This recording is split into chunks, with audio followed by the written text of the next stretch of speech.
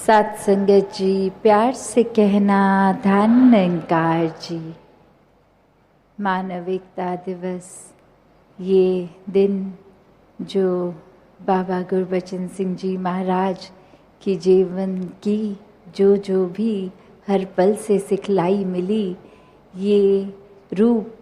आज अगर हम देखें तो उस जनरेशन और आज कितने दासी और दासी से यंगर जनरेशन जो फिज़िकली रूप अगर नहीं भी देख पाए तो भी ये बिल्कुल भी मन से ना सोचे कि हमने फिज़िकली नहीं देखा तो हमको कैसे पता चलेगा ये जीवन कैसा था। क्योंकि ये एक सिर्फ बात वो नहीं कि संगत में भी बाबा गुरबचन सिंह जी की जीवन से मिली शिक्षाओं को दोहराया गया या पब्लिकेशन में अन्य बुक्स में जो उनके जीवन पे आधारित एक जो मैसेज उन्होंने दिया, पर हर एक आज मिशन में जो भी बच्चा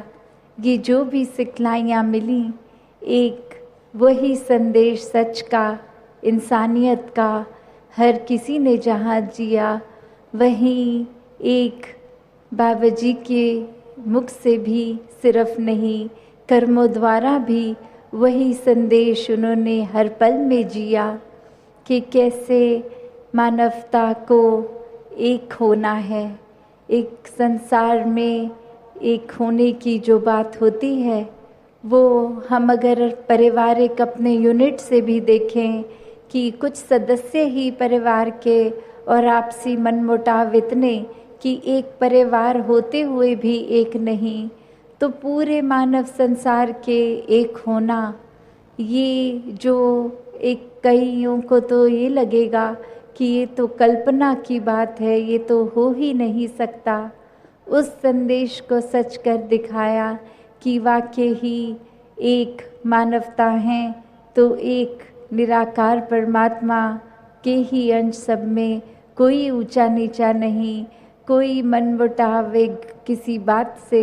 एक अगर है तो उसको कैसे दूर किया जा सकता है, और कोई भी एक अन्य सामाजिक दृष्टि से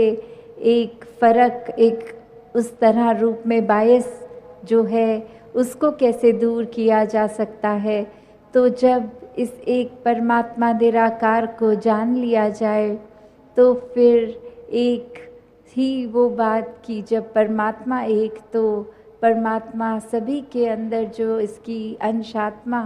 सब एक समान, सब सम्माननीय, कोई भेदभाव नहीं, कोई ऊंचा नीचा नहीं। तो ऐसे भावों को जो अक्सर एक दासी बात जो रखना चाहेगी कि बाबा गुरबचन सिंह जी हमेशा एक ज्ञान और कर्म के बैलेंस को बहुत ही इम्पोर्टेंस देते थे कि कैसे अपने जीवन में हमने सिर्फ ज्ञान की बात ही नहीं करनी, ज्ञान को लेकर बस उसको कर्म में नहीं डाला तो उसका फ़ायदा नहीं। एक उदाहरण जो वो देते थे कि एक असली इमारत जो बनकर तैयार वर्सेस एक ब्लूप्रिंट जो सिर्फ कागज़ में है, तो कागज़ी वो ब्लूप्रिंट तो सिर्फ एक कला का माध्यम, एक वो ड्राइंग रूप,